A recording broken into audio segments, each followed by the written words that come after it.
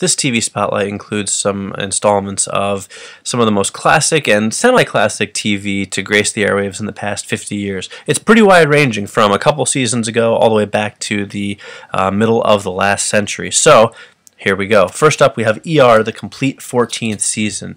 Now, this is sort of a mixed season. In the one hand, you had the 300th episode, which was pretty impressive, had some great guest stars, and was kind of a very moving hour of television. But this is also the season during which the writer's strike happened. It was a slightly shortened season, and it clearly wasn't the strongest season of ER. As I've said many times before, I was never a diehard ER fan, but it's a good show that I can enjoy watching from time to time, and when I get the DVDs, I like to pop it in and watch a whole bunch of episodes at one time. One thing I did like very much about this episode was Maura Tierney's storyline. I've always been a big fan of hers ever since News Radio, and she got a kind of a storyline here where her alcoholism comes back to haunt her, and it is one of the best parts of the season, which is otherwise not the greatest season. Not only is it nearing the end of the show's run and we're starting to lose some familiar faces, but the writer's strike really didn't help any in terms of making it a better episode. What is nice about this season for the diehard ER fans out there is we get more than just the usual gag reel and outtake scene, unaired scenes that we usually get. There's also an ER at 300, highlights from the 300th episode tribute at the Paley Center, which includes kind of a cast and crew panel discussion. So that's kind of a nice bonus, since the ER sets have been very lacking in special features. Next up, also in its 14th season, we have Dallas, which is the final season of Dallas. Mostly notable for the fact that it includes the sort of two-part final episode, which was a take on It's a Wonderful Life, in which case JR gets to see what life in Texas would have been like had he never been born. Overall, it's not the strongest season of the show. I mean, it's 14 seasons in, and largely it's hobbled by the fact that most of the main cast members had left the show by this point, or in a very reduced role. I guess they were trying to cut budgets by that point, and so they thought, well, let's get rid of people and we'll keep the salaries down. So it doesn't make for the most exciting season, but you know, if you've been collecting Dallas all along, you really can't stop now. You do need to kind of get that final season, the final two-part episode, even though some Dallas fans don't like it a whole lot. I think it's kind of a fun way to see a lot of familiar faces one last time, even if it isn't necessarily the true ending that people wanted. But of course, there was a couple of telefilms that came in later years which sort of wrapped things up a little bit neater for the fans, so watch for those to come soon. Speaking of final seasons, we also have Voyage to the Bottom of the Sea, Season 4, Volume 2, a 3-disc set of the classic Irwin Allen show that takes place on a huge submarine underneath the ocean. I always enjoyed Voyage to the Bottom of the Sea. It's a very hokey, cheesy kind of sci-fi show, but it's fun to watch. I was a little worried. Fox kind of pumped out these DVDs for a while, and then after Season 4, Volume 1, just sort of stopped. There didn't seem to be any movement whatsoever, and it seemed kind of strange that they wouldn't at least finish the set for the diehard fans. But here it is. You have it. It's the 3-disc set, the final 13 episodes, all digitally remastered. And there's actually some special features. There's an unaired pilot for the show, which is great, and a broadcast pilot with vintage TV commercials, which, for my money, you don't get much cooler than that. I really do love stuff like that. So I applaud Fox for finding a way to make this a really cool set that hopefully, you know, people will pick up to complete their collections with. Next up, we have Vegas, the second season, Volume 1, and boy, this show has definitely aged. But it doesn't matter, because it's Dan Tana and it's Robert Urich, and it's awesome even in its sort of unawesome cheesiness. The Vegas of this show is not the Vegas of today. I mean, the Vegas of 1979 is very different from what we're used to seeing today.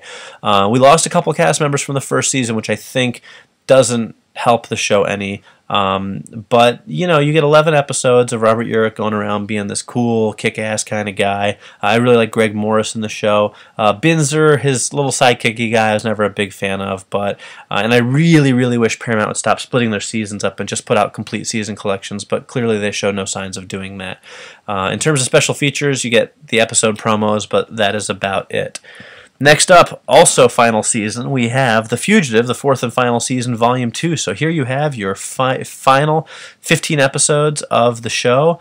David Jansen, of course, starring as Richard Kimball, the man on the run, trying to find a way to prove that his wife's one-armed killer is out there. And, of course, this is the final episode, so you get that series finale, which was, I believe, still to this day, one of the highest-rated television episodes of all time, which is kind of the big showdown between Kimball and Lieutenant Gerard, and it's pretty cool stuff. I have to say, I do like this show quite a bit, and while it isn't necessarily 100% age-proof, it certainly holds up particularly well, considering how well some shows from this time held up. There's actually a special feature on this set, but it's a feature on the composer, Dominic Frontiere, called The Color of Music. It would have been nice to see something about kind of the final episode and the ratings history that it made, but, you know, hey, at least you're getting some bang for your buck, which is more than some Paramount releases offer you, such as The Guardian, Season 3. Again, the final season, a little bit of a trend here in this review.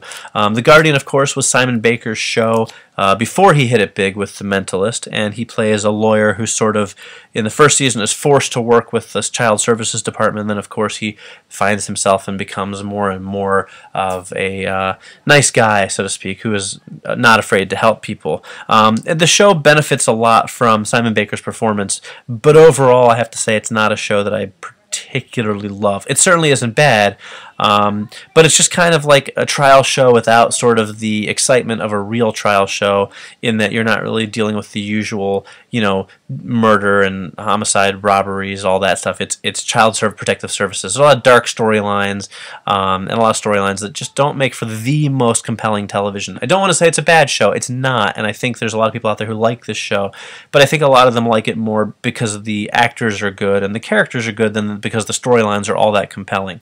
Now, this is a final season. It's a complete set, so that's nice. You get all 22 episodes of the final season, but there are no extra features. Not the end of the world. Next up, we have Gunsmoke, the 4th season, Volume 2. Of course, this is not the final season, as that show would run for many, many years. It's a great collection of Western television. You know, Dennis Weaver is fantastic. James Arness is fantastic. It's a great classic Western show. It's not the type of thing I can watch a million episodes of at once. You know, it's something that kind of like...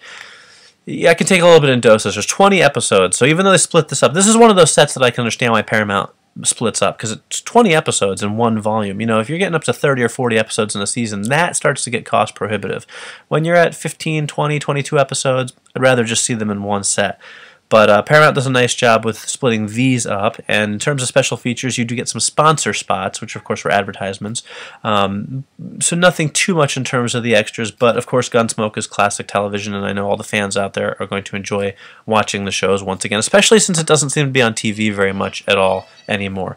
And then we have Bonanza, the official 2nd season, Volume 1. Official being the key word there. Keep in mind, this is a show that's been released in bootleg format and low-budget public domain DVDs for a long time. So Paramount is finally correcting that and putting out the show in an official version. And interestingly, this is one of the sets that has a lot of extra features on it. All of the shows also have been remastered for picture and sound, so they look really good for a show that's, you know, 30, 40 years old. And, you know, again, classic Western television. It can be a little bit interchangeable with Gunsmoke in some ways, but for the most part, it has its own identity. And, you know, it certainly is fun. Again, 18 episodes here, so I can kind of understand why they're splitting them up. It is a 5-disc set to begin with, and you do get, like I said, a lot of extra features. There's a vintage interview with the series star Dan Blocker, archival interviews with producer David Dortort. I don't know if I'm saying that correct. There are new audio commentaries by some of the guest stars on the show. That includes Ben Cooper, Stella Stevens, David Macklin, and Julie Adams. Some rare on-air promos from NBC and RCA, and an extensive and rare episodic behind-the-scenes and personal appearance photographs. And that's actually a pretty impressive photo gallery. If you're a fan of the show, you really will get a chance to see a lot of behind-the-scenes stuff in photographic form. So that is a nice bonus feature. So overall, some good releases from Paramount and Fox this season. Really, all of them are good if you're a fan of the show.